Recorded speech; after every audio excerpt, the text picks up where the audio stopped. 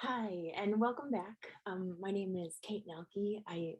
I've been working with the leading age agencies and associated people on ongoing support for how you're beginning to implement your mental health first aid. So here's a refresher. We're focusing this month on the power of language, on the power of the words that we choose. And I'd like to share with you another video from the mental health first aid curriculum that really sort of shines a light, it's called Shining Light, on how awkward and how really important conversations are, the way we set them up, the way we follow through with them when it comes to asking people if they're okay, checking in with people who we know are struggling. So I'd like you to think about the signs and symptoms that you see, think about how you see algae happening and what's helpful and unhelpful. And I'm going to show you these videos and we'll come back and we'll unpack a little bit. And then I'll give you some reflections to think about as a team or on your own in your spare time.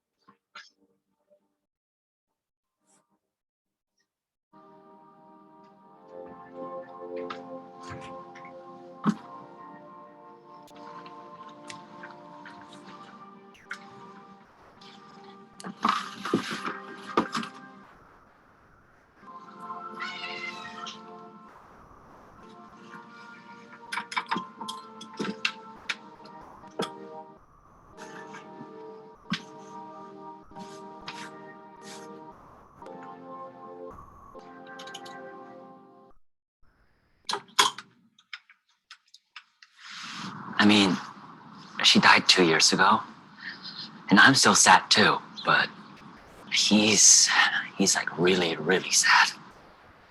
I know it's tough, but have you ever noticed your dad acting this way before? Yeah. Once when I was in high school, there was a year where he was seeing a doctor almost every week, I think for depression.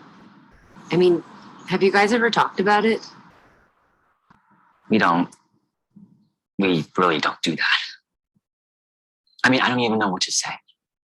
Well, do you think he might be depressed again? I think so.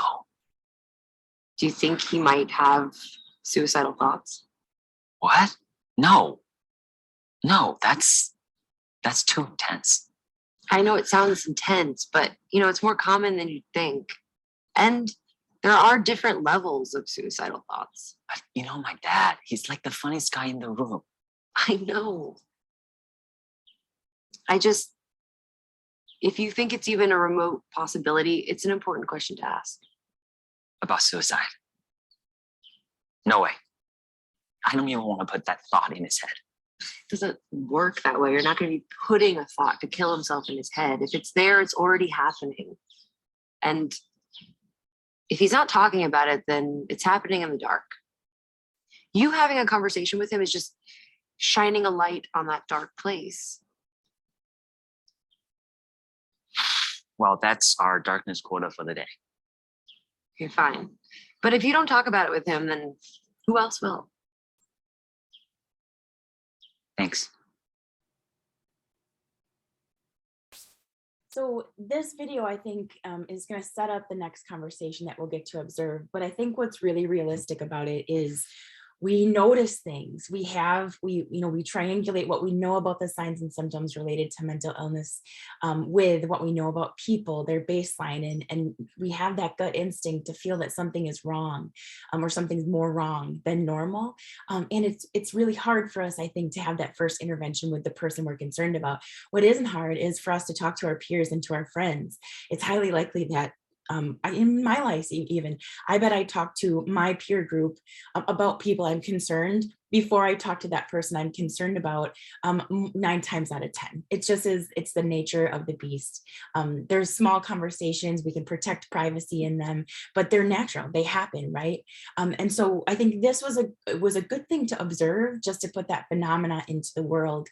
Also, in speaking with his friend, she was modeling for him language that he can pull forward. And so for you as mental health first aiders, and for those of you who are engaging in this really pro-social health promotive work with people, you can also model language that other people will pull into conversations. So I'm going to share with you the second piece of this video, where we get to see the young man actually having a conversation with his dad. And we'll unpack that a little bit at the end as well.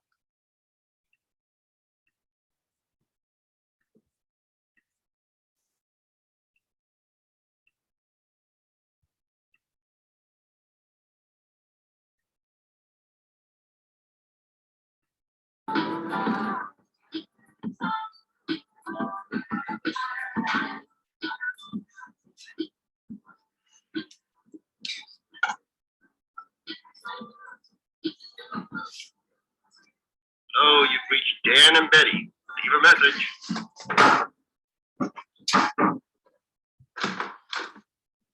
Dad?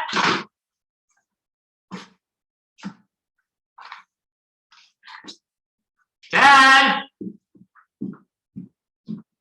Dad? You stood me up.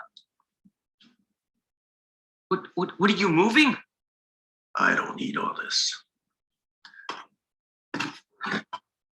Here.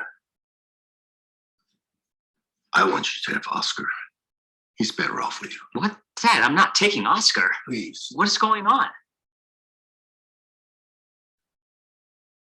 Dad, I've noticed you've been acting really off lately. Dad, hold on just a second, okay?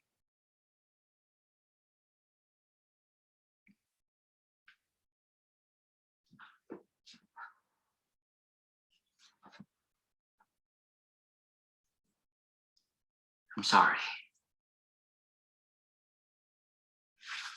What I meant to say is, how are you?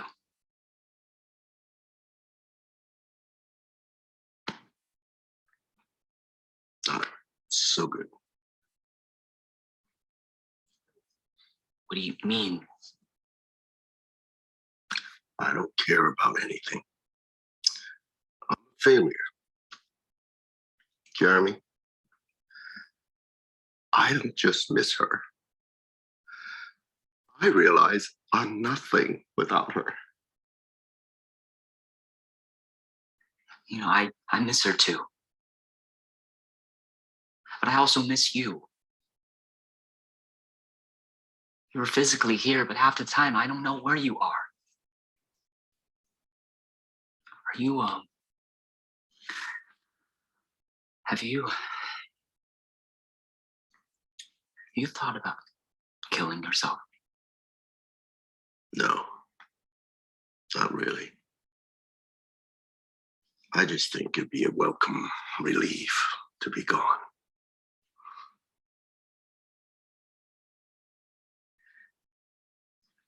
I love you. And you're not alone. And we all have to think about our mental health. Every single one of us. It's not a sign of weakness or failure. And there are so many resources out there and treatments like therapy, medication. So you want me to see a shrink? I don't know that, but I just think it makes sense to get help from a professional. Maybe you can talk to your doctor and they can refer you to a psychologist or a psychiatrist who can really help you to get the appropriate treatment. I'll talk to someone. I can go with you if you want. I like that. So here we have a conversation between a son and his dad, obviously in the wake of the passing 2 years earlier of the mom, of the wife in the family.